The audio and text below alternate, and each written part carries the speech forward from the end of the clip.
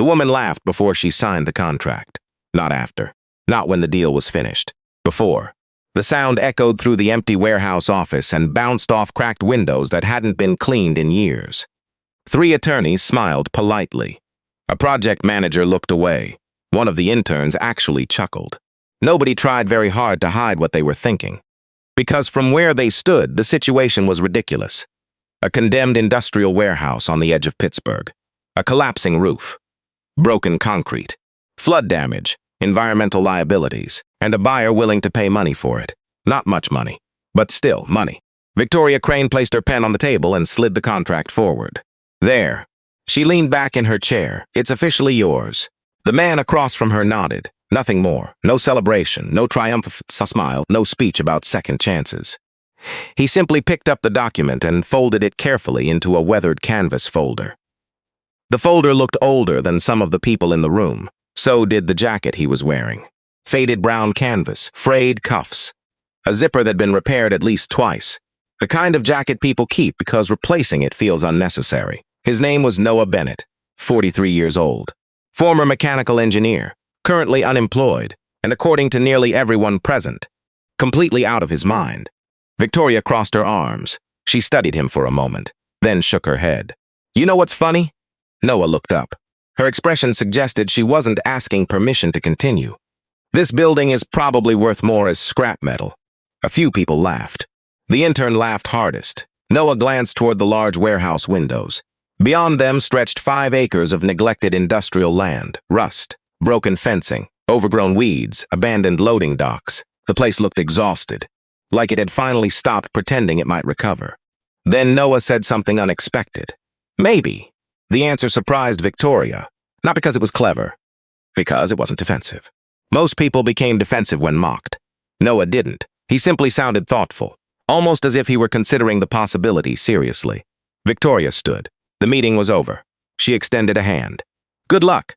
Noah shook it. Her grip was confident, professional, practiced. The grip of a woman who closed multi-million-dollar deals every week. His hands felt different. Rough, calloused, work-worn.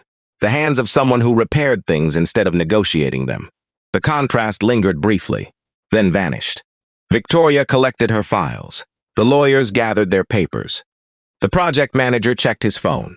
Life moved forward, except Noah remained standing near the window, looking outside. Toward the river, toward the rear section of the property, toward something nobody else seemed interested in. Victoria noticed, only because he hadn't moved. The others were already leaving. Noah wasn't. He stood perfectly still, watching, studying, listening. A strange expression crossed his face. Not excitement, not satisfaction, recognition. The kind a person wears when finally locating something they'd been searching for. Interesting, very interesting. Victoria followed his gaze. Saw nothing, just weeds. Concrete, and an old drainage channel disappearing beneath the warehouse foundation. See something? Noah looked back, then smiled faintly. Maybe. The same answer, the same calm tone, the same refusal to explain. For some reason that irritated her. Not much, just enough. The irritation followed her all the way to the parking lot. Outside, freezing January wind swept across the industrial district. Dark clouds rolled over the Monongahela River. Snow threatened, again. Pittsburgh winters had a way of making everything look older. Even successful people. Victoria climbed into her black Range Rover. The project manager entered beside her. Before closing the door, he glanced toward the warehouse. Noah still stood there, watching something. What do you think he's looking at? Victoria started the engine. No idea. The heater came alive. Warm air filled the cabin. She shifted into reverse. Then shrugged. Probably reason he wasted $2,500. The Range Rover pulled away. Neither of them noticed Noah watching until the vehicle disappeared around the corner. Only then did he finally move, slowly, deliberately, toward the rear of the warehouse. The wind intensified. Metal roofing rattled overhead. Loose sheet steel vibrated against rusted support beams. The entire structure sounded as if it were breathing. Old buildings do that, especially when they've been abandoned long enough. Noah unlocked the side entrance. The key resisted, then turned. The door opened with a long metallic groan. Cold air poured inside. Dust drifted through shafts of gray winter light. Silence followed. Not complete silence. Industrial silence. The distant hum of traffic. Water dripping somewhere unseen. Wind pressing against loose panels. The sounds of a forgotten place waiting to collapse. Most people entering that warehouse would have seen problems. Noah saw clues. The difference mattered. A lot. He walked slowly, past broken shelving, past damaged machinery, past stacks of water-stained crates. Nothing interested him. Not yet. His attention remained fixed on the rear section of the building. The oldest section. Built sometime in the late 1940s. At least according to property records. At least according to official records. Official records aren't always correct. Noah knew that better than most. A steel support column stood near the back wall. He stopped beside it, ran his fingers across the metal, then frowned. Interesting. Very interesting. The column wasn't original. Neither were the bolts. Neither was the foundation plate. Somebody had modified the structure decades earlier, professionally, carefully, deliberately. Why?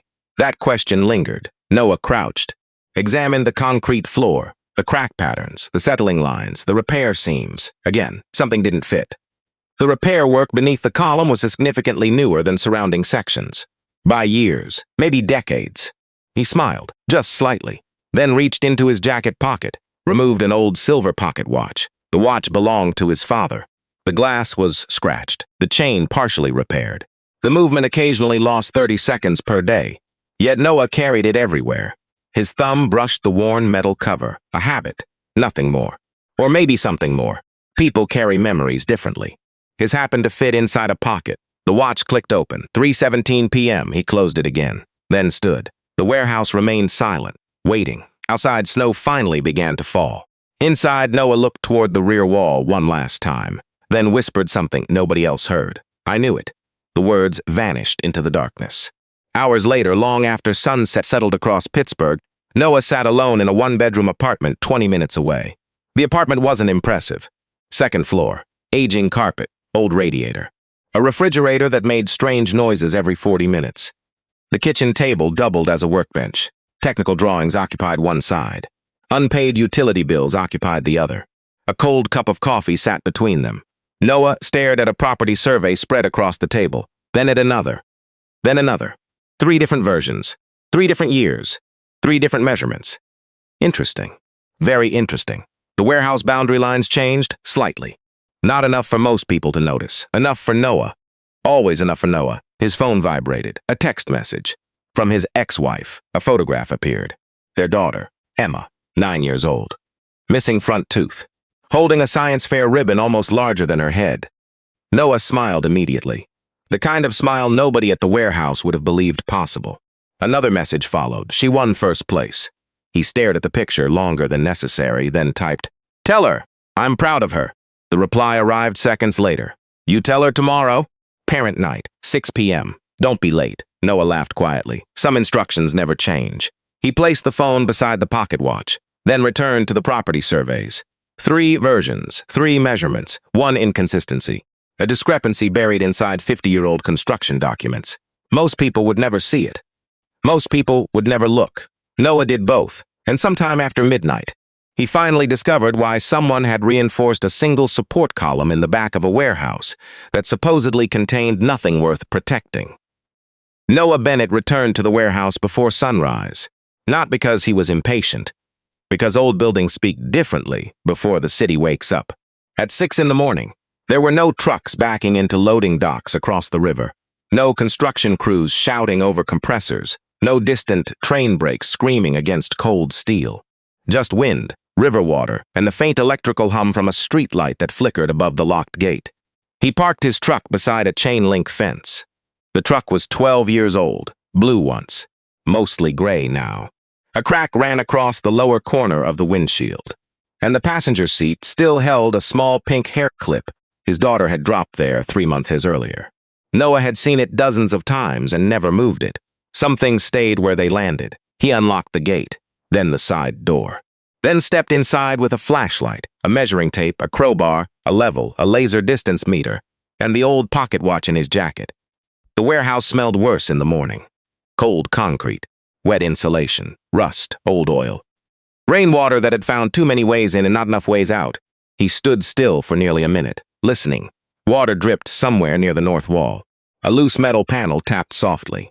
The wind moved through gaps in the roof. Then he heard it, a faint vibration beneath the rear floor. Not a sound exactly, more like an answer. Noah switched off the flashlight. Darkness swallowed the back section. He waited. Another vibration, soft, deep, periodic. Most people would have blamed plumbing, except the building had no active plumbing. He turned the light back on. The beam landed on the reinforced column, the one that shouldn't have been there. Noah walked toward it slowly. His boots left faint tracks in the gray dust. He knelt beside the base plate and set the level against the concrete. Then the laser, then the measuring tape. 3 checks, 3 confirmations. The floor under the column had not settled. Everything around it had. Interesting. Very interesting. He took out a yellow notebook and wrote, "Rear column independent support, foundation behavior inconsistent. Possible substructure below." He underlined the last word once, not twice. Twice meant certainty, once meant danger. At 8:12, a white pickup stopped outside the warehouse. Noah heard it through the broken window before he saw it. A man stepped out. Heavy boots. Orange safety jacket. Hard hat held under one arm. His name was Dale Mercer, and he had worked demolition in Allegheny County for 27 years. Dale was the kind of man who looked permanently disappointed, as if the world had failed to meet basic construction standards. Noah had called him the night before. Dale entered through the side door, looked around once and made a face. "Well," Noah looked up. Dale continued. "If you were trying to buy a building that wants to kill you, you did good." Noah smiled slightly. "Morning to you, too." Dale walked toward the center of the floor. His boots kicked small pieces of broken glass aside. "Crane sold you this?" "Yes." "How much?" "$2,500. Dale stared at him, then shook his head. "I've seen men lose money in more creative ways." Noah didn't answer. Dale looked toward the reinforced column, then stopped. His expression changed. Not much. Just enough. That was why Noah had called him. Dale saw things most people missed. He stepped closer, crouched, tapped the foundation plate with the handle of a wrench once, twice, then looked back at Noah. This wasn't done by idiots. No, not recent either. No, Dale ran a gloved hand around the plate edge. Somebody reinforced this after the building went up. That's what I think. Dale stood slowly. "Why?" Noah looked toward the floor. "I'm trying to find out." Dale said nothing for a few seconds, then laughed quietly. "Noah." "What?" "You bought a warehouse because of one column." Noah looked at him. "I bought it because Victoria Crane wanted it gone too quickly." Dale's laugh faded. That answer changed the room. Not completely. Enough. Because experienced workers know when speed hides something. Dale walked the rear section for half an hour. He checked the drainage channel. He checked the wall seams. He checked the slope near the old loading dock. He checked the floor with a hammer, tapping the concrete in a grid pattern while Noah marked each spot with chalk. Most taps returned dull, expected, dead. Then one section near the reinforced column returned hollow. Dale stopped, tapped again. Hollow, tapped 6 inches away. Solid, back again. Hollow. He looked at Noah. Noah looked at the floor. Neither spoke. The silence was better than words. At 9:43, Dale said, "You need a ground scanner." "I know." "You also need a lawyer." "I know." "And maybe a priest." Noah looked up. Dale shrugged. "I don't know what you bought, but it ain't just a warehouse." Across the city, Victoria Crane sat inside a conference room on the 32nd floor of Crane Development Group. The view behind her was expensive. Pittsburgh stretched beneath the glass in layers of bridges, office towers, river bends, and old steel towns that had been polished just enough to sell to investors. A screen on the wall displayed financial projections. Nobody in the room looked relaxed. Victoria had that effect on people. Not because she shouted, she never needed to. She listened with such precision that people began correcting themselves before she said a word. The acquisition team was reviewing a riverfront development plan. Apartments, retail, parking, a boutique hotel, all scheduled around the warehouse parcel she had just sold away. Not the land, only the structure. That was the point. The land deal remained intact. The building had been a nuisance, a legal hazard, a demolition cost waiting to happen. Selling it for nominal value had been practical, efficient, clean. Yet Victoria found herself thinking about Noah Bennett. Not constantly, that would have annoyed her, but repeatedly, the way a splinter keeps reminding you it exists. Her project manager, Simon Creed, advanced to the next slide. "We'll begin preliminary site access in March, assuming Bennett vacates before structural hazard deadlines." Victoria looked up. "Say that again." Simon hesitated. "The access timeline? The name, Bennett?" "Full name." Simon glanced at his tablet. "Noah Bennett." Victoria leaned back. "Run a deeper background." Simon blinked. "We already did." "No, you ran a basic liability screen." She looked toward the window. I want employment history, litigation history, patents, bankruptcies, property records, everything. Simon wrote it down. Any specific concern? Victoria didn't answer immediately, because she didn't have one. Not a real one, just a feeling. And feelings irritated her more than facts. Finally, she said, "He didn't ask the right questions." Simon frowned. "Isn't that good?" Victoria turned back to him. No. A pause. He asked none of them. The room went quiet, because everyone understood what she meant. People who knew nothing asked too many questions. People who knew exactly enough sometimes asked very few. By noon, Noah had rented a ground-penetrating radar unit from a contractor in McKees Rocks who charged too much and asked too many questions. Dale helped unload it. The machine looked like a lawnmower designed by someone with trust issues. They ran it across the rear floor in slow lines. Back, forth, back, forth. The warehouse remained cold. The battery indicator dropped faster than expected. At one point, snow began falling through a gap in the roof and landed on the display screen. Dale wiped it away with his sleeve. "Romantic place you've got here." Noah watched the scan. Very. The first pass showed nothing clear. The second showed interference. The third showed a rectangular anomaly beneath the reinforced column and extending toward the rear wall. Dale stopped joking. Noah adjusted the gain. Ran another pass, then another. The shape sharpened, a buried chamber. Roughly 12 feet by 18. Below the floor, not natural, not accidental, constructed. The two men stood over the scan display in silence. Dale finally muttered, "That's not a drain." Noah nodded. "No, you expected this? I expected something. Something is not usually a room under the floor." Noah didn't respond because Dale was right. A hidden chamber changed everything. It changed value. It changed liability. It changed ownership questions. It changed risk. Noah looked toward the reinforced column again. The column wasn't supporting the roof. It was protecting the chamber. That was different. Very different. At 218, they found the access point. Not a door. Not exactly. A steel hatch buried beneath 3 inches of concrete patchwork. Whoever sealed it had done the job carefully. Dale scraped the surface with a chisel. A curved edge appeared. Then a hinge line. Then part of a stamped number. Noah wiped away dust with his glove. Dale leaned closer. Both men read the number at the same time, 1949. Dale whispered this place was built in 58. Noah said nothing.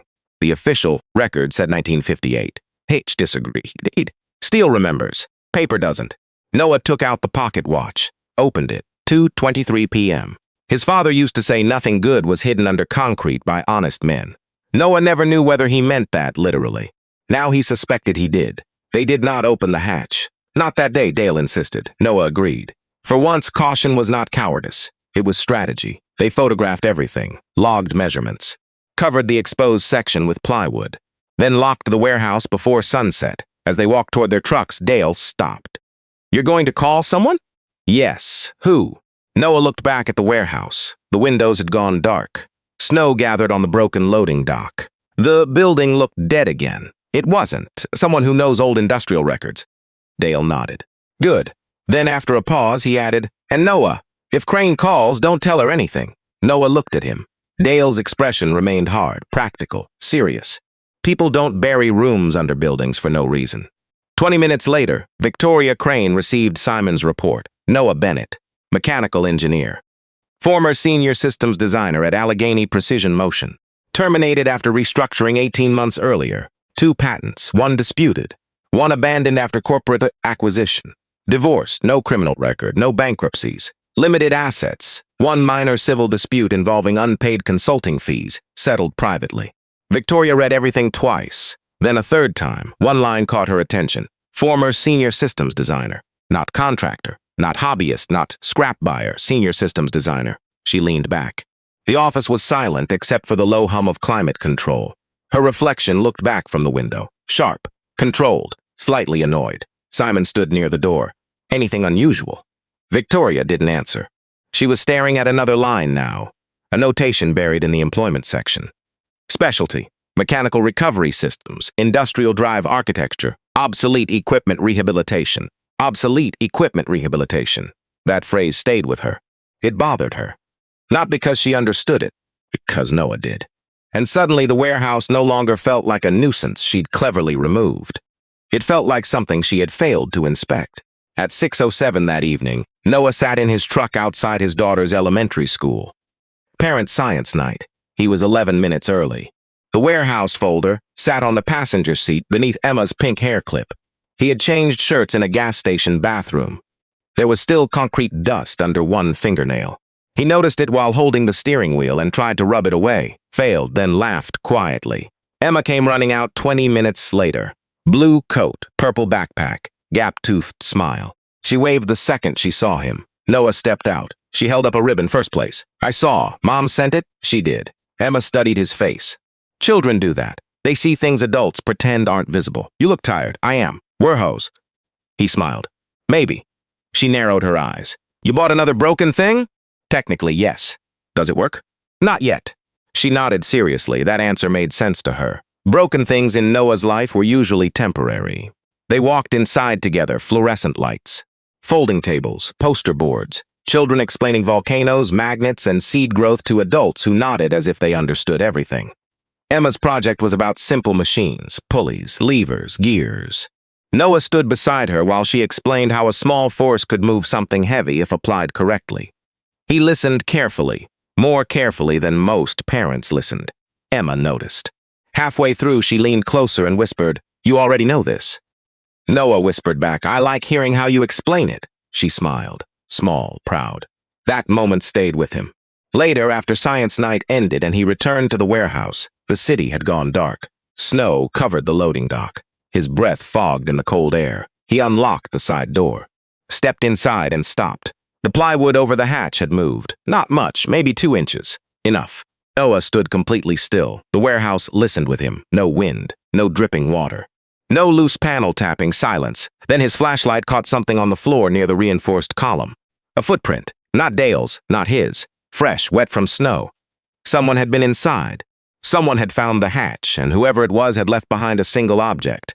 A folded business card. Noah picked it up carefully. On the front was a name, Dr. Evelyn Marr, industrial historian. On the back, handwritten in black ink, were 5 words. Do not open it alone. Noah did not pick up the phone immediately. Most people would have. Most people would have called the number on the business card before leaving the warehouse parking lot. Noah wasn't most people. He slipped the card into the canvas folder, locked the building, checked the hatch one final time, then drove home. The snow continued falling across Pittsburgh. Streetlights reflected against wet pavement. Traffic moved slowly along Carson Street. The city seemed quieter than usual. Or maybe Noah was simply thinking too much to notice it properly.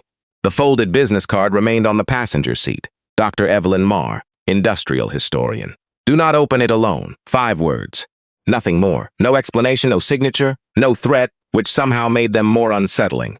At home, he microwaved leftover chili, forgot about it, found it 20 minutes later, cold again. The refrigerator clicked loudly. The radiator hissed. Outside, snow tapped against the apartment window. Noah sat at the kitchen table. The warehouse surveys remained spread across the surface. The pocket watch rested beside them. The business card sat in the center, waiting. Eventually, he opened his laptop, typed a name. Dr. Evelyn Marr. Search results appeared immediately. Interesting. Very interesting, Professor. Author, consultant, former curator, industrial archaeology specialist. Published expert on forgotten manufacturing infrastructure throughout Western Pennsylvania and Ohio. Multiple books. University lectures, historical preservation projects. No obvious connection to Noah. No obvious connection to the warehouse. Yet somebody had entered the building, found the hidden hatch, and left her card. Not a coincidence, not remotely.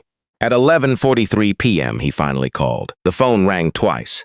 Then a woman's voice answered. No greeting, no introduction, just, "You found the chamber." Noah sat upright. Interesting, very interesting. How do you know that? A pause. Not long, just enough. Then, because if you hadn't, you wouldn't have called. Fair, annoyingly fair. Noah glanced toward the card. You left the message. Yes. You entered private property. Yes. No apology. No explanation, no hesitation, surprised him, the woman continued. You haven't opened it. Not a question. A statement. Noah remained silent. That answer seemed sufficient. Dr. Marr exhaled softly. Good. The single word carried genuine relief. Interesting. Very interesting. Noah leaned back. Why? The line became quiet. Then, because the last mitride disappeared. The refrigerator clicked again. The apartment suddenly felt colder. Noah stared at the wall, not because he believed dramatic stories, because the woman didn't sound dramatic. She sounded tired, which was different. Dangerously different. What exactly is under that warehouse? Another pause, then. I don't know. That answer surprised him, more than anything else so far. Dr. Marr continued. I know who built it. Interesting. Very interesting. Now they were getting somewhere. Noah grabbed the notebook, clicked a pen. Ready. The woman spoke. Have you ever heard of Atlas Mechanical Systems? The name meant nothing. He wrote it down anyway. No, you should have. Another pause. They were one of the most innovative industrial engineering firms in America. The notebook filled slowly. Founded 1947. Disappeared 1953. Noah frowned. 6 years, not long. Not enough time to vanish completely, unless something happened. The woman seemed to anticipate the thought. They held 32 patents, multiple government contracts, 3 manufacturing facilities. Then they ceased to exist. Interesting. Very interesting. Noah looked toward the warehouse survey, the dates, the discrepancies, the hidden chamber. Something was beginning to align, not enough. But enough. Dr. Marr continued. The founder was a mechanical engineer named Nathaniel Royce. Noah wrote the name, stopped, because he recognized it, barely. Somewhere, not the man. The surname, Royce. A faded memory surfaced. Years earlier, a technical journal, an obscure reference, an abandoned design concept. Interesting. Very interesting. Royce developed adaptive industrial drive systems. The memory sharpened immediately. Now he remembered. Not famous, not mainstream, but respected, especially among engineers who repaired old machinery. Noah leaned forward. Those designs were never commercialized. Silence. Then, exactly. The woman sounded impressed, not dramatically, just enough. You know his work? A little? Another pause. Then, that's unfortunate. The statement confused him. What does that mean? The answer arrived immediately. It means you're exactly the kind of person who might understand what he hid. The apartment became very quiet. Noah stared at the notebook. The words settled heavily, because suddenly this wasn't about property value, or hidden assets, or real estate. It was becoming something else, something technical, something intellectual, something that had survived 70 years. Interesting. Very interesting. The call lasted another 20 minutes. When it ended, Noah sat alone at the kitchen table, thinking. The radiator hissed again. Outside, snow continued falling. Inside, his phone displayed a final text from Dr. Marr. Meet me tomorrow. 8 a.m. Bring every photograph. Do not tell anyone else. The message felt excessive. Until Noah remembered the footprint. Someone else already knew about the hatch. The realization lingered. Then another thought arrived, a simple one. Victoria Crane. Interesting. Very interesting. Across the city, Victoria sat alone inside her office. The building was nearly empty. Cleaning crews moved through distant hallways. The skyline glittered beyond the glass. A half-finished cup of coffee sat beside her laptop. Cold, forgotten. She had spent the last hour reviewing historical property records. Not because she needed to, because curiosity had become irritation, and irritation eventually becomes investigation. She opened another file, then another, then stopped. Interesting. Very interesting. The sharehouse parcel wasn't originally registered under Crane Development, nor the previous owner, nor the owner before that. The chain of ownership became unusually complicated after 1953. Shell corporations, asset transfers, dissolved entities, merged holdings. The pattern looked familiar, not illegal, not normal either. Victoria stared at the screen, then opened a historical aerial photograph from 1951. The warehouse appeared. Smaller than today. Different roofline, different loading dock, different foundation footprint. Interesting, very interesting. She zoomed closer, then froze. The rear section, the section Noah seemed interested in, wasn't visible, not because the image was blurry, because something stood over it, a temporary structure. Large, metal constructed after the photograph date, removed before official records began. The realization produced an uncomfortable sensation, the kind successful people experience when they realize they overlooked something important. Her phone vibrated, incoming call, unknown number. Victoria answered, no greeting. The voice on the other end sounded male. Older, calm, professional. I understand you sold the Carson Street property. Interesting. Very interesting. Victoria straightened slightly. Who is this? The man ignored the question. Did the buyer discover anything unusual? The office became silent.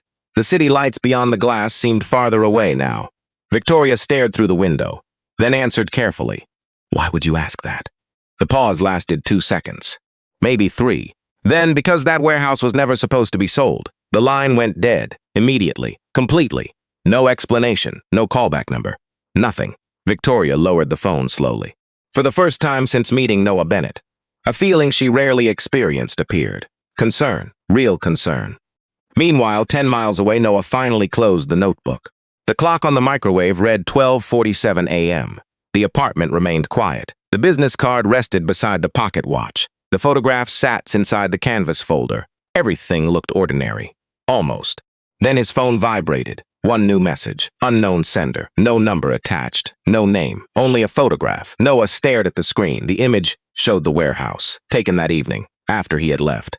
After the building was locked. After the snow began falling. The photograph focused on the hidden hatch area, and beneath it a single line of text. You are not the first person to find it. Noah did not sleep much. Not because of fear, because of curiosity. There is a difference. Fear keeps people awake imagining what might happen. Curiosity keeps them awake trying to understand what already has. At 5:42 a.m., he finally gave up. The apartment remained dark. The radiator clicked occasionally. The refrigerator continued its strange cycle of noises. Outside, fresh snow-covered parked cars along the street. Noah sat at the kitchen table. The photograph from the anonymous message remained open on his phone. You are not the first person to find it. 5 words. Simple. Direct. Deliberate. The sender clearly wanted him to continue. Otherwise, they would have remained silent. Interesting. Very interesting. That realization bothered him more than a threat would have, because threats reveal intent. This revealed interest. Someone was watching, but not stopping him. At least not yet. The pocket watch lay beside his coffee mug. The silver cover reflected the pale kitchen light. His father used to repair mining equipment in West Virginia. 30 years around machines. 30 years around men who understood danger. One lesson appeared repeatedly throughout Noah's childhood. If someone wants you to stop looking, they usually tell you. If someone wants you to keep looking, ask yourself why. The memory lingered, then faded. At 7:48 a.m., he parked outside a small brick building near the University of Pittsburgh. 3 stories. Narrow windows. Weathered stone entrance. The sign beside the door read, Pennsylvania Industrial History Archive. The building looked forgotten. The kind of place people walked past without noticing. Interesting. Very interesting. Noah entered. Old books have a smell. Every archive does. Dust, paper, time. The front desk sat empty. Rows of shelving disappeared into the distance. The silence felt different from the warehouse. Not abandoned, protected. At exactly 8 o'clock, a woman appeared from behind a stack of archival boxes. Late 50s. Gray hair pulled into a practical knot. Dark glasses, sweater, no jewelry. No attempt to impress anyone. Which somehow made her seem more impressive. She looked directly at Noah, then at the folder under his arm, then at the photographs. No introduction, no small talk. Just, you brought everything? Interesting. Very interesting. Noah nodded. The woman extended a hand. Dr. Evelyn Marr, Noah Bennett. She shook once, firm, efficient, then immediately turned toward a conference room. Come on, Noah followed. The room contained 1 table, 4 chairs, a projector, stacks of records, nothing else. Evelyn closed the door, locked it, then sat. That got Noah's attention. Interesting. Very interesting. Most historians don't lock doors before reviewing warehouse photographs. Evelyn noticed. Relax. I'm trying. No, you're not. Fair. Annoyingly fair. The photograph spread across the table. The reinforced column. The hatch. The radar scan. The floor measurements. The old survey maps. Evelyn examined them silently. 5 minutes passed. Then 10. Noah didn't interrupt. Professionals deserve silence while working. Eventually, she leaned back, removed her glasses, and sighed, not dramatically. The sound of somebody confirming a suspicion they hoped was wrong. Interesting. Very interesting. What? Evelyn looked toward the hatch photograph. The chamber exists. Noah frowned. You weren't sure? I was. Another pause. I hoped I wasn't. That answer carried weight, enough to change the room. Noah waited. Evelyn folded her hands. Nathaniel Royce disappeared in October of 1953. The conversation had finally begun. Interesting. Very interesting, Evelyn continued. Officially, he abandoned Atlas Mechanical Systems. Unofficially? A pause. Then, nobody believed it. The projector activated. A black and white photograph appeared on the wall. Nathaniel Royce, 40s, lean, sharp features, intense eyes, the face of someone who spent more time thinking than sleeping. Noah studied the image. Interesting. Very interesting. Engineers recognize each other across generations, not through appearance, through expression. Royce had the same look Noah had seen in professors, certain inventors, certain mechanics. People who spent their lives solving problems other people didn't notice existed. Evelyn advanced the slide. Another photograph appeared. Atlas Mechanical Systems 1952 large manufacturing complex. Hundreds of employees, government contracts, research facilities, success. Then another photograph, the same site, empty, closed, abandoned. 1 year later. Interesting, very interesting. Something happened. Evelyn nodded. Yes. Another image appeared. Newspaper headlines, industrial fraud allegations, patent disputes, federal investigations, financial irregularities. The collapse happened quickly, too quickly. Noah noticed immediately. Interesting, very interesting. Evelyn saw the realization. You see it? The timeline. She nodded. Exactly. Most companies don't disintegrate in 6 months, especially successful ones. Not naturally. The pattern suggested pressure, external pressure, deliberate pressure. Interesting, very interesting. Evelyn walked to a filing cabinet, removed a thin folder, placed it on the table. The label read, Chuck Holland. Noah had never heard the name. Evelyn opened the file. Inside sat a single newspaper clipping. Date, March 12, 1974. The headline wasn't large. Not dramatic, easy to miss. Dead in abandoned industrial property. The room became quiet. Evelyn slid the article forward. Noah read, construction worker, 47. Minor injuries initially reported. Fall-related accident. Investigation inconclusive. Case closed. Interesting, very interesting, too interesting. Noah looked up. This is connected, not a question, a statement. Evelyn nodded, slowly, reluctantly. The property was your warehouse. Silence. Absolute silence. The article suddenly felt heavier. Noah read it again, then again. One sentence stood out. The victim had entered the building after discovering structural anomalies beneath the rear floor. Interesting. Very interesting. The exact phrase, structural anomalies, almost identical to the notes Noah wrote yesterday. Evelyn continued. Jacob Holland found the hatch. The room became colder, not physically, emotionally. Because now the anonymous message made sense. You are not the first person to find it. Jacob found it first, at least officially. Interesting, very interesting. What happened? Evelyn looked away briefly, then answered. The police report says he fell. A pause. Then the autopsy disagreed. Noah sat perfectly still. Interesting, very interesting. Evelyn opened another folder. Photographs emerged. Black and white. Crime scene images. Difficult to interpret at first glance. Then Noah saw it. A bruise. Behind the ear, the kind caused by impact, not falling. Interesting, very interesting. The coroner noted it. Evelyn tapped the report. The report vanished before the final filing. The room became silent again, because that changed everything. An accident becomes suspicious. A suspicious death becomes a mystery. A mystery attached to a hidden chamber beneath a warehouse becomes something else entirely. Something larger. Something dangerous. Evelyn closed the file. Nathaniel Royce disappears. A pause. 21 years later, Jacob Holland finds the chamber. Another pause. 3 days later, he's dead.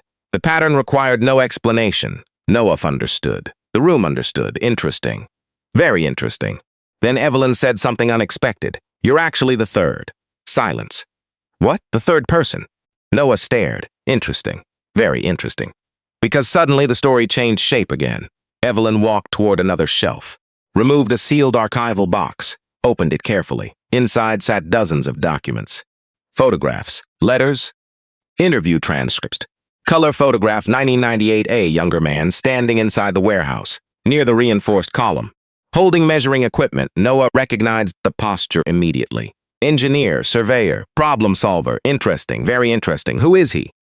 Evelyn remained silent for a moment, then answered. Me. The room stopped, completely. Noah stared. Interesting. Evelyn smiled faintly, not because it was amusing, because she knew exactly what he was thinking. You found it, too. Evelyn nodded. 26 years ago, silence. The archive seemed impossibly quiet. The projector hummed softly. Traffic moved somewhere outside. Life continued. Yet suddenly everything revolved around one question. If Evelyn found the chamber 26 years ago, why was it still sealed? Interesting. Very interesting, Noah asked.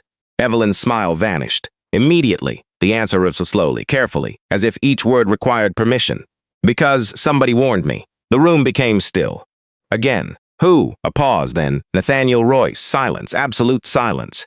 Noah stared. The projector continued humming. The archive remained quiet.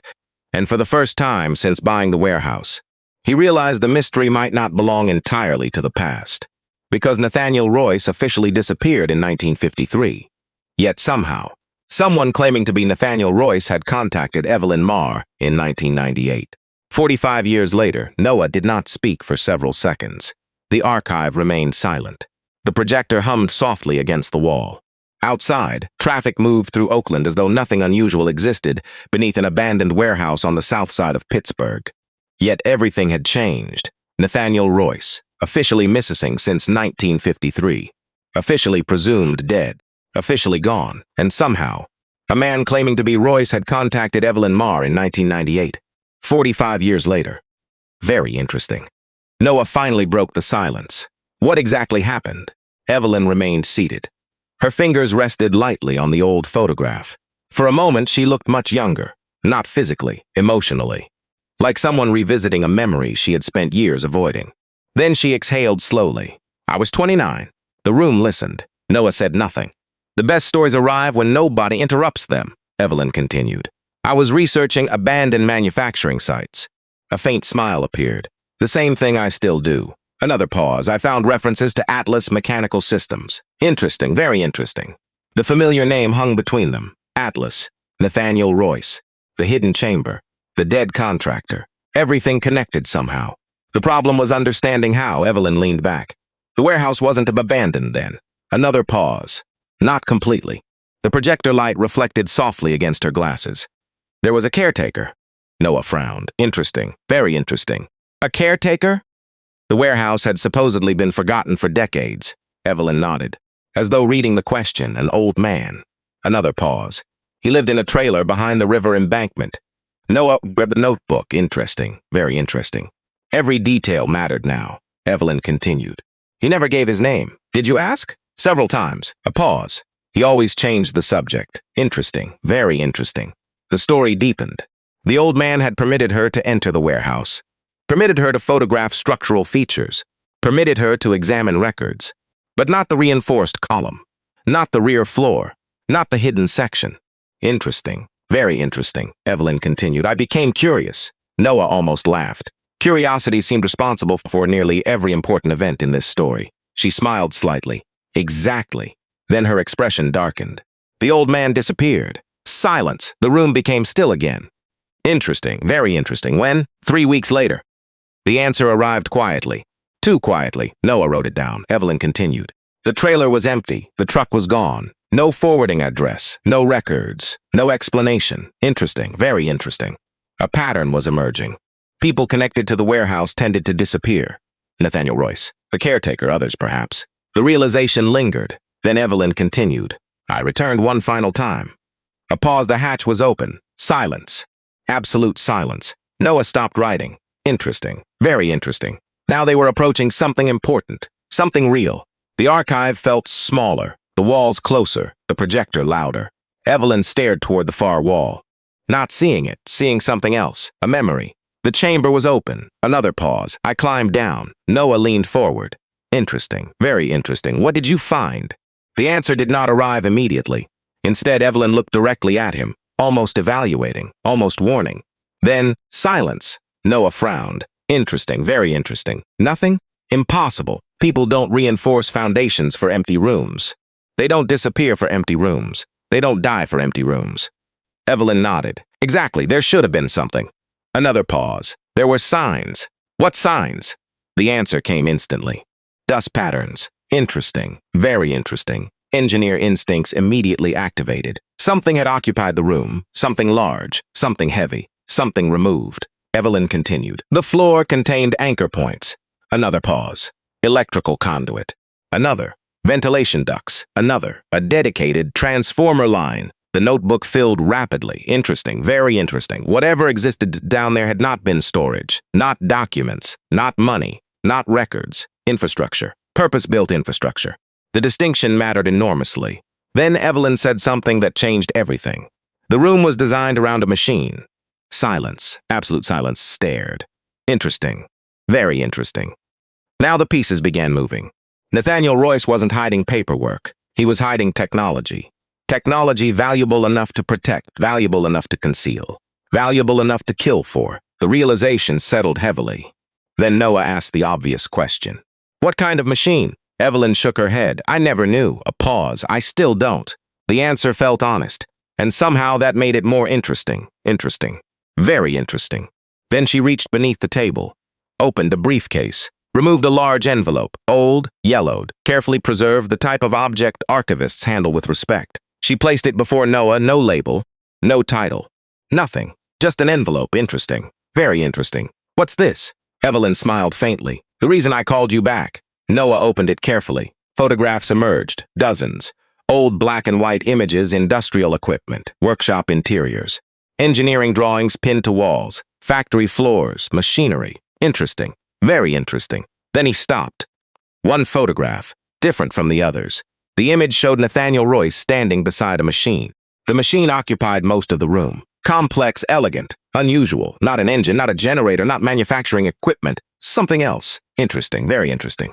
Noah stared. Then closer again. His heartbeat increased slightly, the way it always did when recognizing something impossible. Evelyn noticed. What? Noah didn't answer immediately, because he wasn't entirely certain. Then, I've seen part of this before. Silence. Interesting, very interesting. Evelyn leaned forward. What? Noah pointed toward a component mounted near the center assembly. A gear arrangement, unique, elegant, almost artistic. Interesting, very interesting. The patent. Evelyn froze. What patent? Noah turned the photograph toward her. This mechanism. Another pause. I saw it years ago. Silence. Then Nathaniel Royce filed it in 1952. Interesting, very interesting.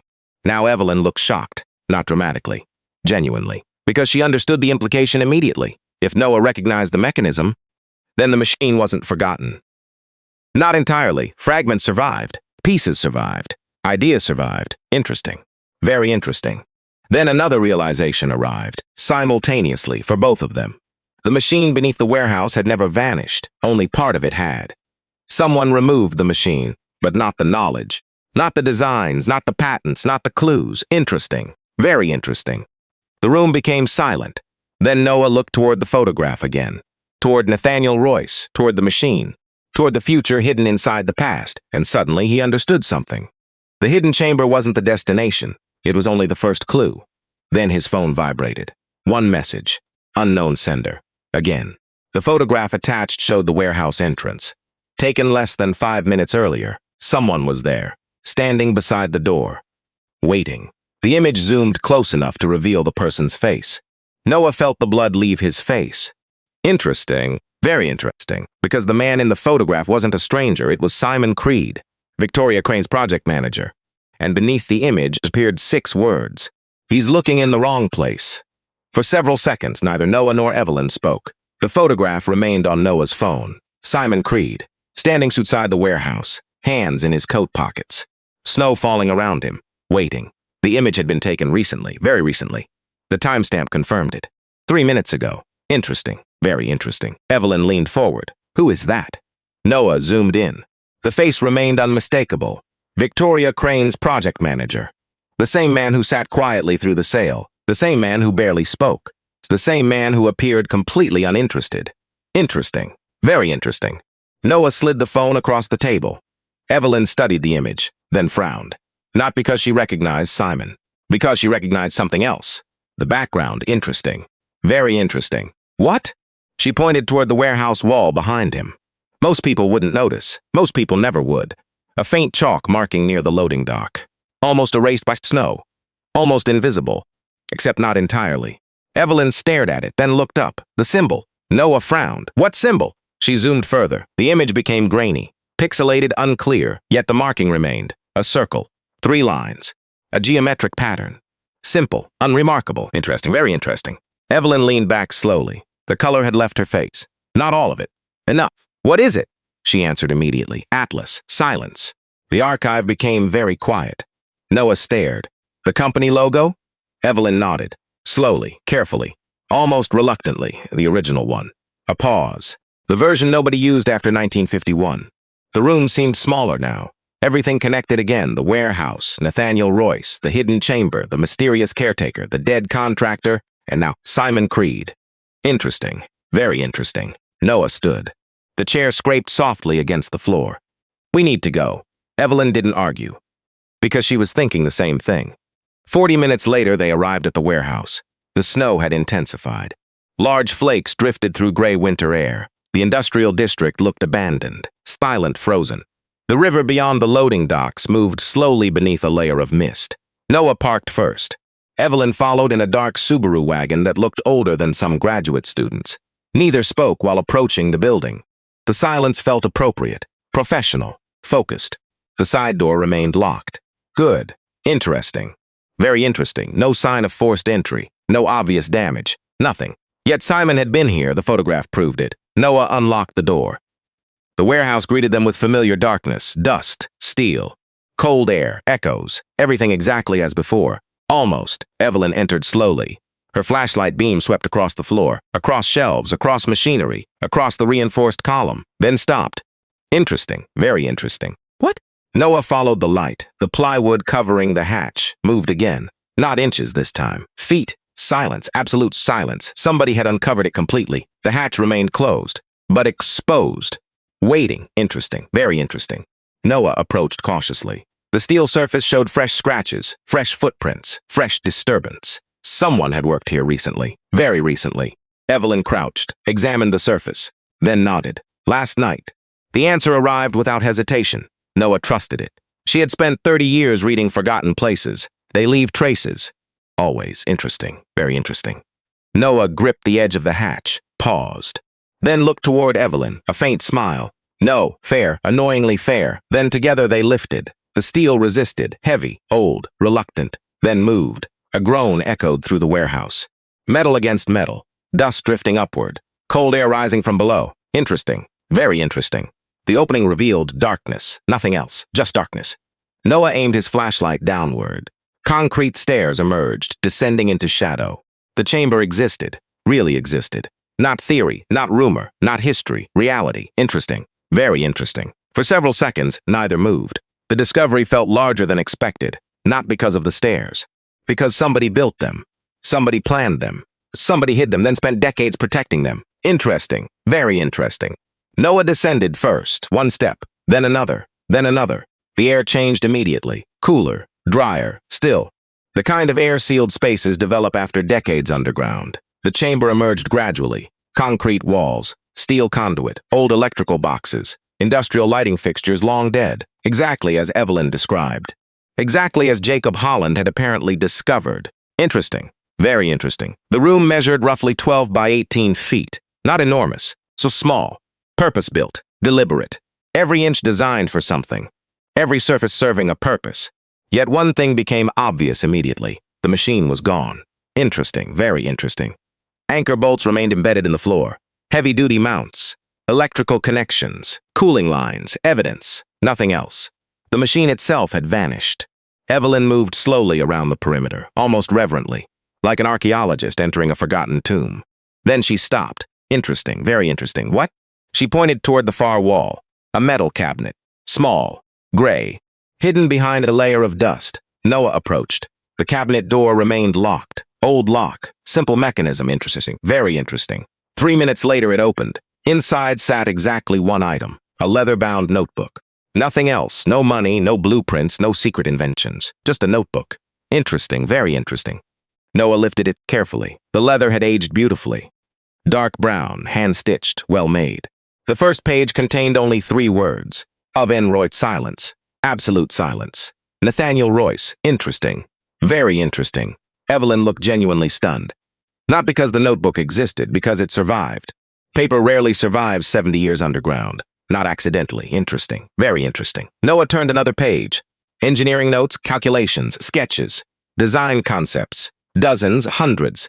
The handwriting remained precise, elegant, confident. The work of a brilliant engineer. Interesting. Very interesting. Then Noah stopped turning pages completely because a folded photograph slipped free.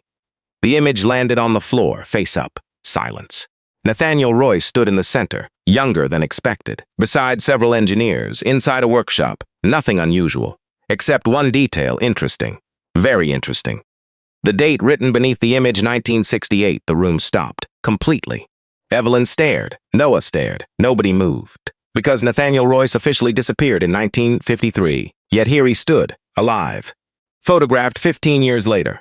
Interesting, very interesting. The implications arrived immediately. The disappearance was staged. The death was false. The history was wrong. Everything changed. Again. Then Noah noticed something even stranger. The location written beneath the date. Not Pittsburgh, not Pennsylvania, not America. The photograph had been taken in Switzerland. Interesting, very interesting. The mystery had just crossed an ocean, and then another object slipped from the notebook. A folded map, old, fragile, hand-marked, covered in notes. Interesting, very interesting.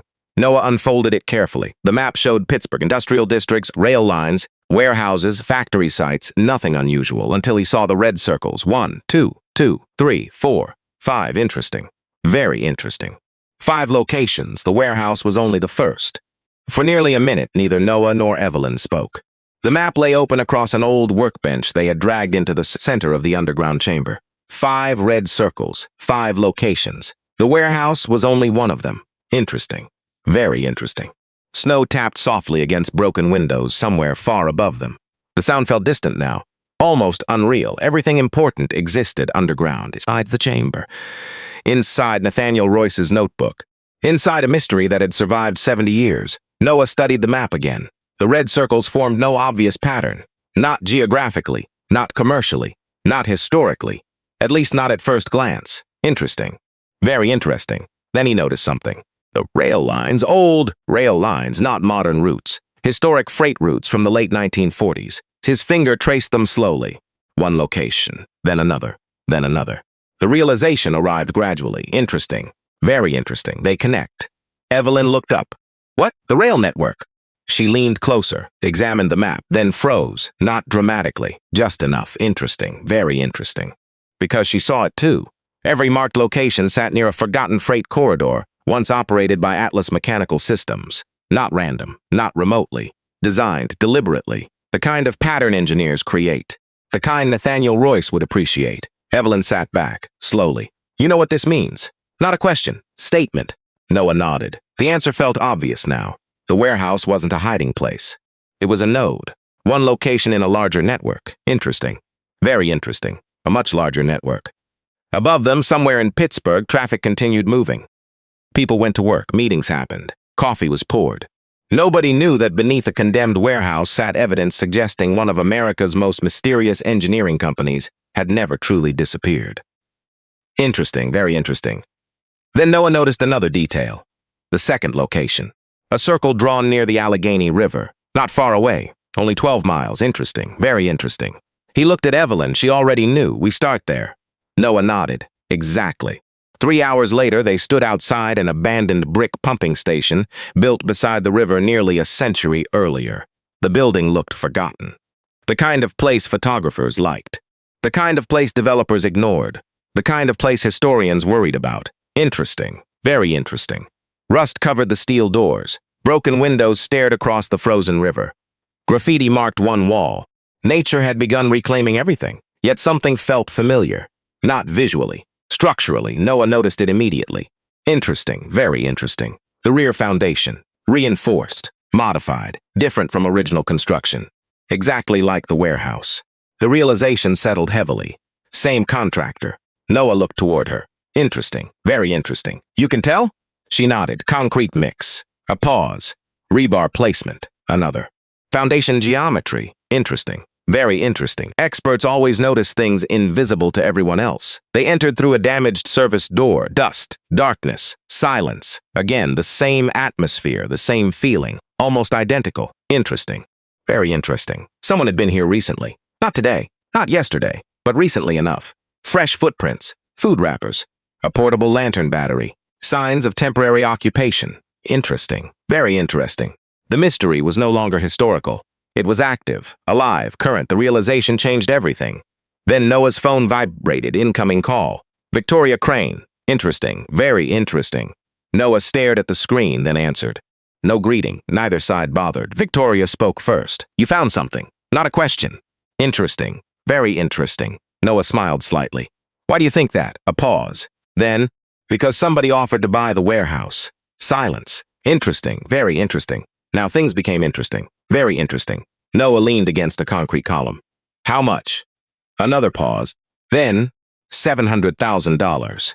The pumping station suddenly felt quieter. Interesting, very interesting. The warehouse had sold for $2,500 less than a week ago. Now, somebody offered $700,000. Interesting. Very interesting.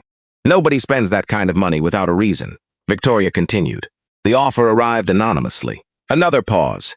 My legal department can't identify the buyer. Interesting. Very interesting. That bothered Noah more than the amount. Money leaves footprints.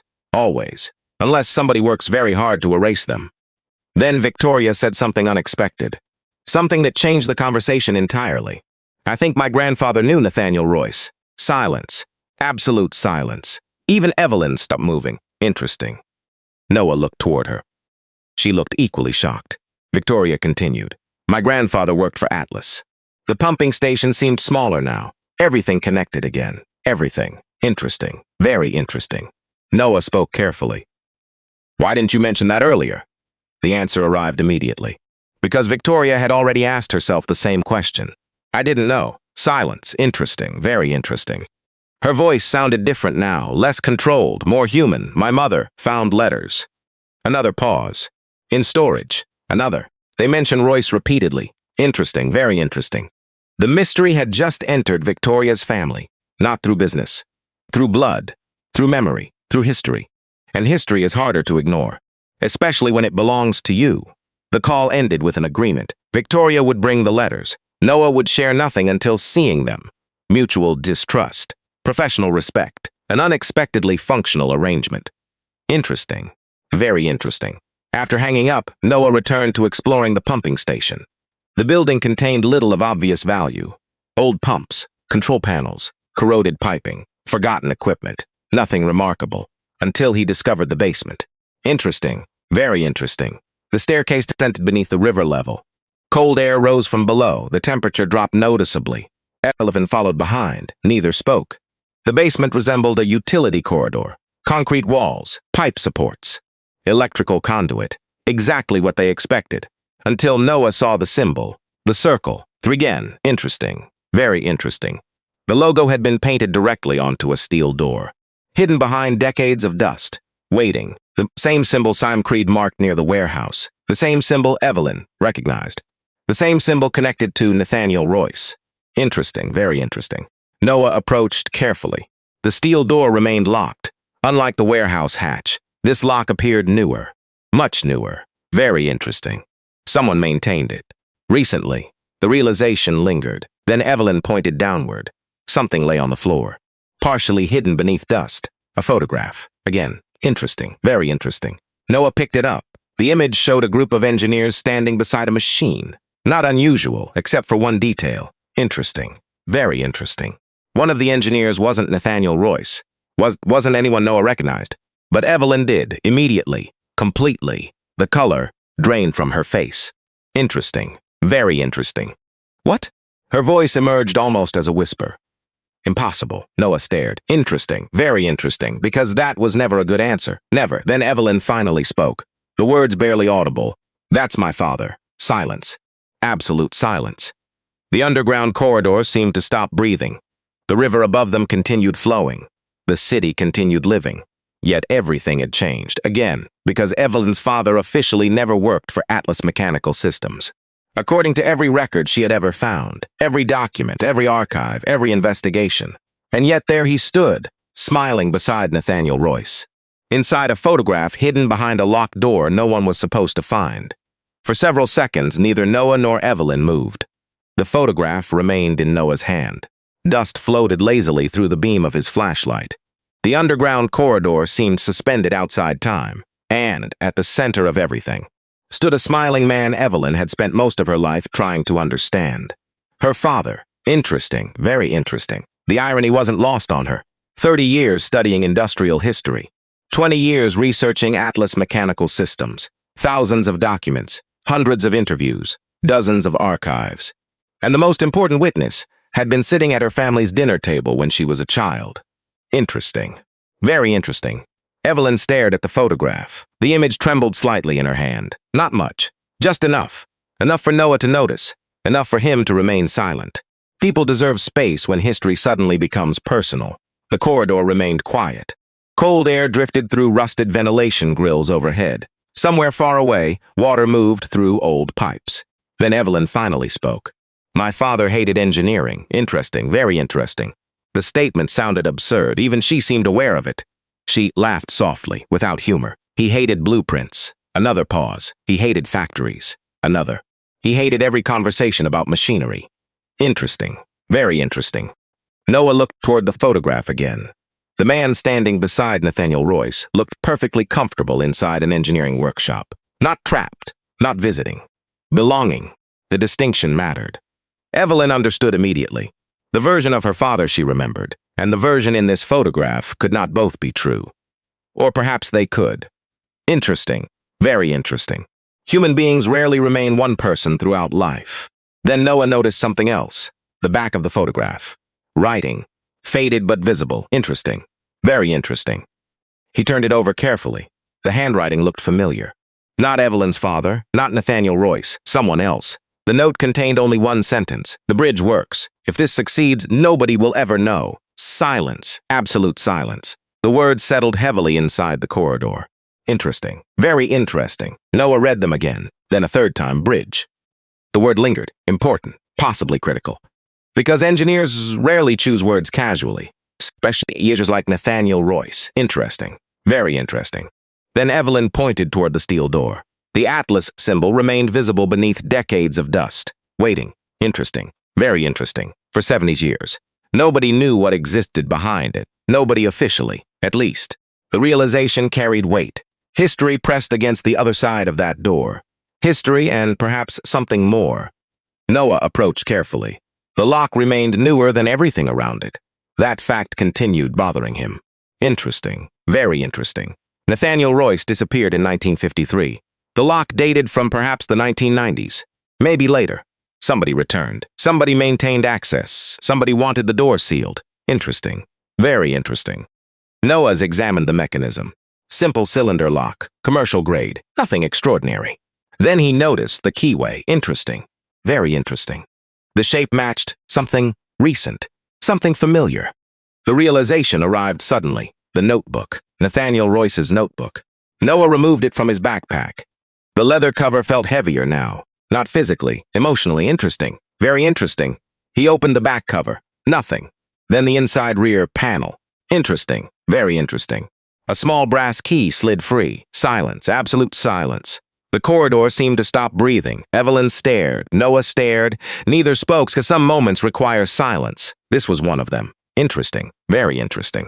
The key entered the lock perfectly. No resistance, no adjustment, no forcing. A precise fit. The kind engineers appreciate. The kind engineers design.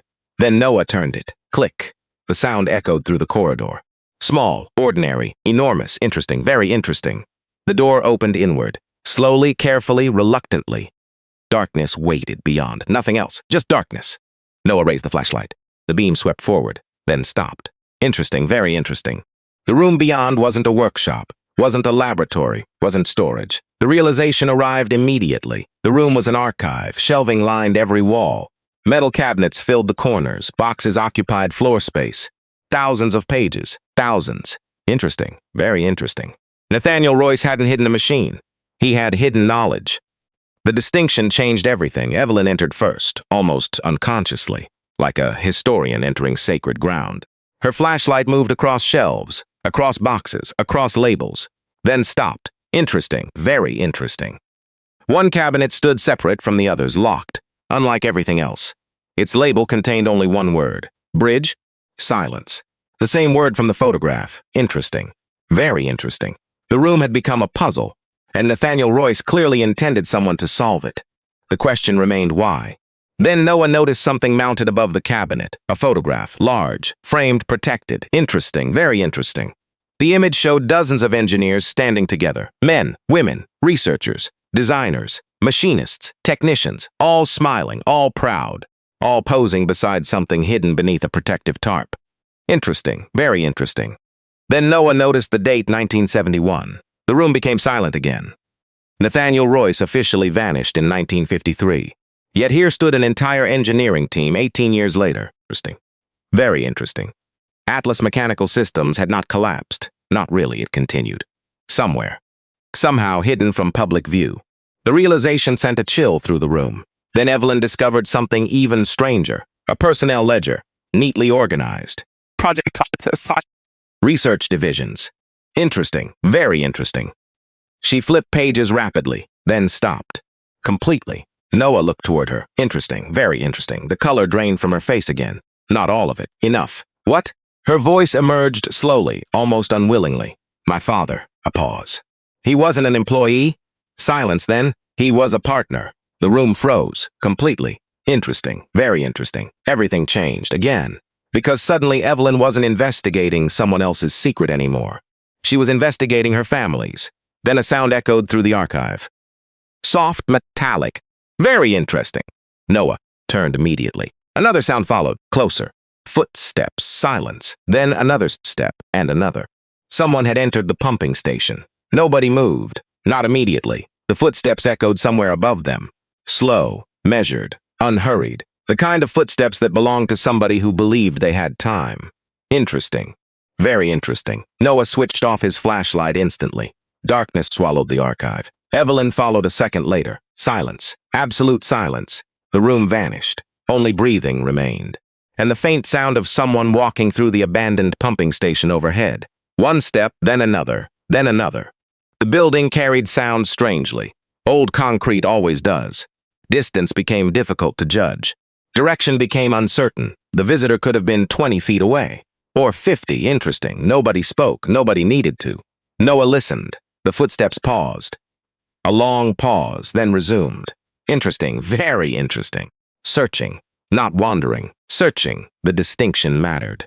Because people wandering make noise. People searching listen. And whoever stood above them seemed to be listening. Eventually, the sound drifted toward the northern side of the building. Farther away, then farther, then gone. Silence returned. Evelyn exhaled slowly. The darkness remained.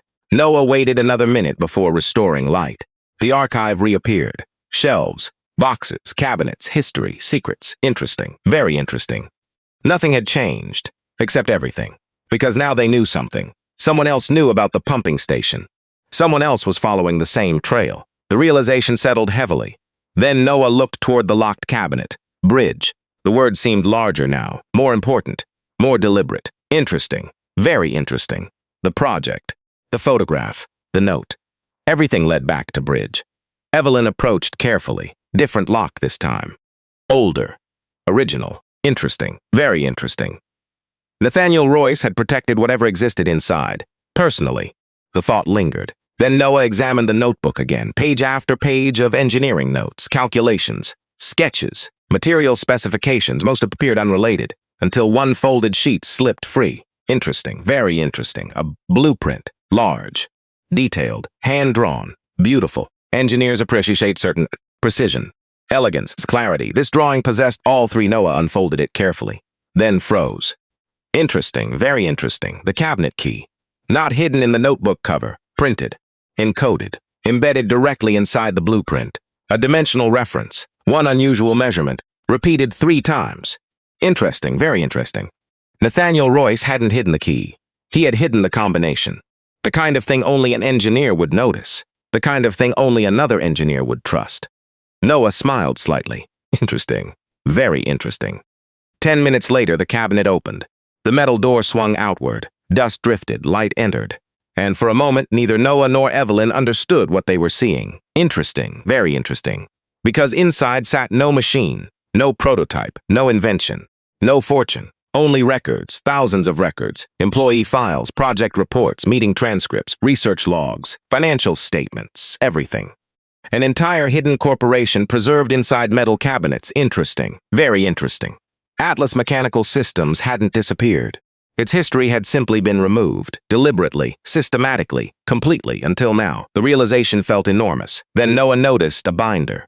Different from the others. Red cover, large label. Project Bridge Silence, absolute silence. Interesting.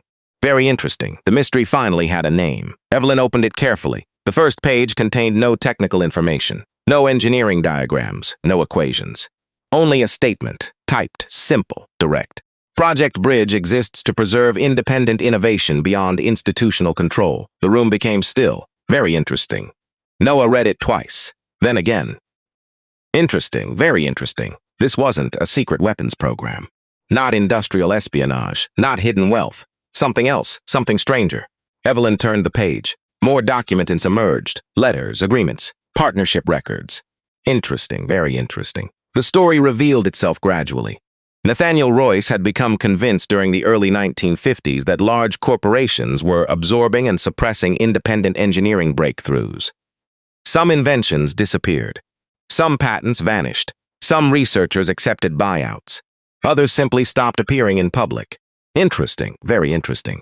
Royce believed innovation required protection, not ownership, protection. The distinction mattered enormously. Project Bridge wasn't designed to make money. It was designed to preserve ideas, ideas that might otherwise disappear. Interesting, very interesting. Then Noah found the list, the names, dozens.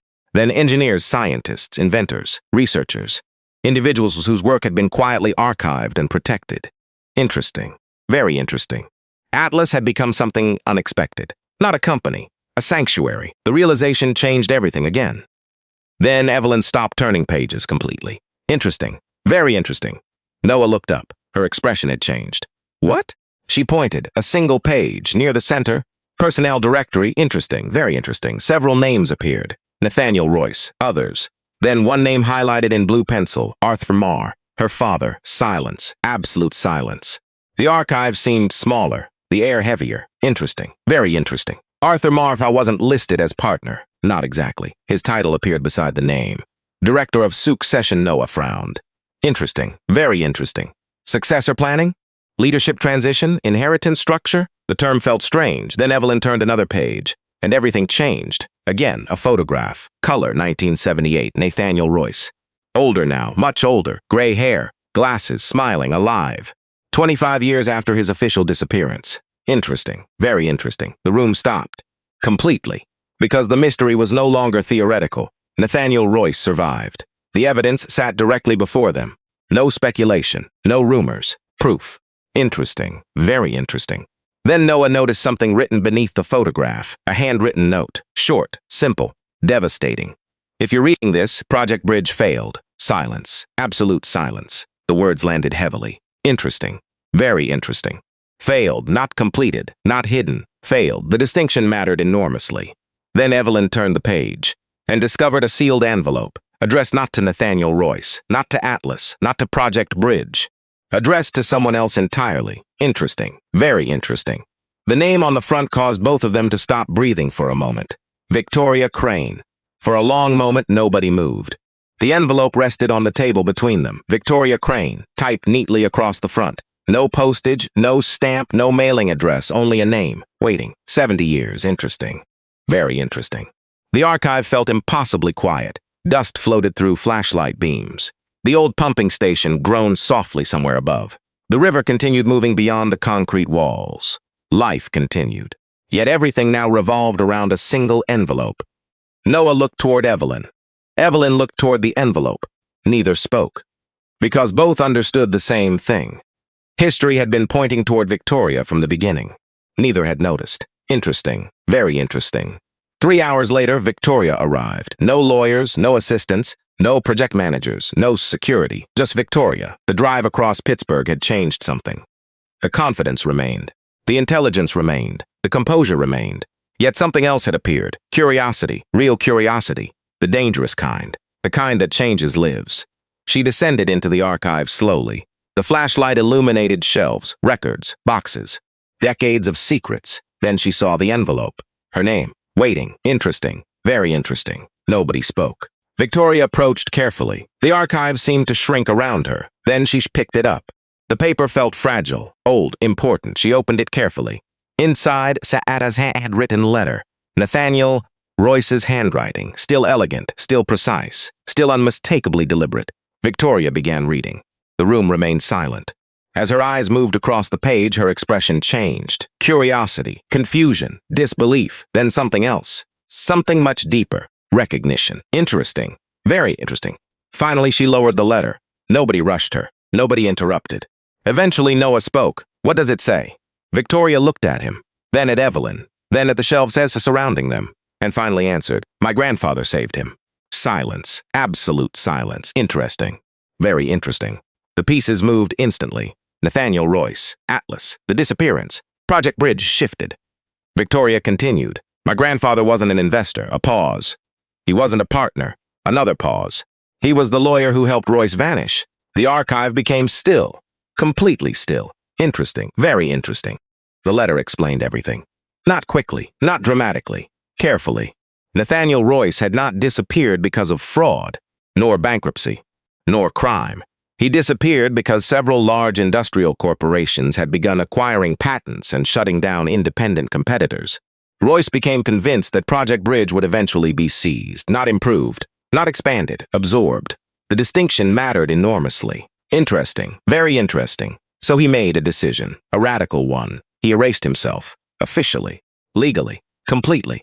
Nathaniel Royce disappeared, but Project Bridge survived, the archive survived, the invention survived, the engineers survived, the ideas survived.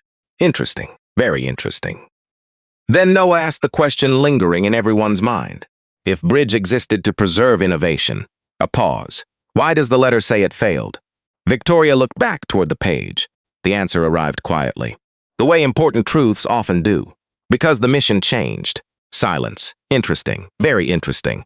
Royce believed he could preserve knowledge forever. But knowledge isn't enough. Ideas require people. Ideas require teachers.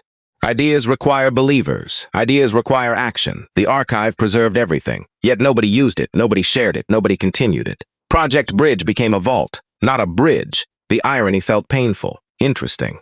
Very interesting. Evelyn sat slowly. Understanding. Real understanding. The type that arrives all at once. Her father wasn't protecting a machine. He wasn't protecting a corporation. He wasn't protecting money. He was protecting possibility. And somewhere along the way, everyone forgot why. The realization lingered. Then Noah opened the final section of Royce's notebook. Pages near the end, rarely touched, rarely opened. The handwriting grew older, slightly less steady. Yet still clear, the final entry occupied only one page. No engineering notes, no calculations, no designs, only words, simple words. Nathaniel Royce wrote, "The greatest invention was never the machine. The greatest invention was the belief that ordinary people can build extraordinary things. If these records survive but that belief disappears, then everything here becomes worthless. If the belief survives, then none of this was ever necessary." The room remained silent. Interesting, very interesting. Because suddenly the mystery wasn't about a machine, nor a patent, nor a hidden fortune. It was about something much larger, something simpler, human potential. The archive had preserved thousands of ideas, but the most important one fit on a single page. Interesting, very interesting. Months later, the story became public. Not all at once, not sensationally, not through scandal. Noah refused every offer to sell the archive. Victoria refused every offer to commercialize it privately. Evelyn refused every request to lock it away again. Instead, they did something unexpected. They opened it, carefully, responsibly, publicly. Universities gained access. Researchers gained access. Historians gained access. Students gained access. Thousands of forgotten designs re-entered public discussion. Some became research projects. Some became teaching materials. Some inspired entirely new ideas. Exactly as Royce intended. Interesting. Very interesting. The old warehouse remained standing, not forever, but long enough. The pumping station became a historical site. The archive became known as the Bridge Collection, and Project Bridge finally became what it was always supposed to be. A bridge. Not between companies, not between generations, between ideas and people. One autumn evening, nearly a year after the discovery, Noah stood inside the warehouse with his daughter Emma. The building looked different now. Safer, cleaner, brighter, yet still familiar. Emma walked between restored workbenches and display panels, curious about everything. 9 years old, questions endless, wonder limitless. She stopped beside the reinforced column. The same column that started everything. Interesting, very interesting. Then she looked up. "Dad, yeah? Why did you buy this place?" Noah smiled. The answer felt obvious now. He looked toward the warehouse, the archive, the people, the future. Then toward the pocket watch in his hand, his father's watch. Still scratched, still imperfect, still running. Mostly. Then he answered. Because everybody else was looking at what it was. Emma waited. And, Noah smiled. The interesting question was what it could become. Emma considered that seriously. Then nodded, satisfied. Children understand more than adults expect. Outside, evening sunlight stretched across the river. Inside, laughter echoed softly through the warehouse. And for the first time in 70 years, Project Bridge was finally complete.